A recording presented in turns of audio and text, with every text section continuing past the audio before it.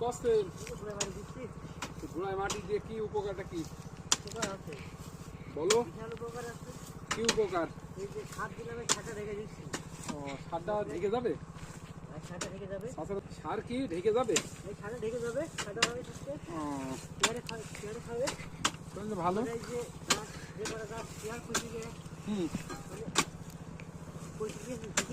হ্যাঁ,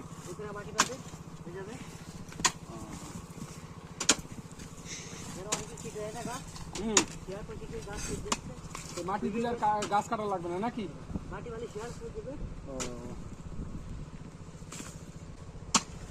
ড্রাগনে কি এমন টাকা পয়সা কেমন আসছে? আছে খুব খরচ।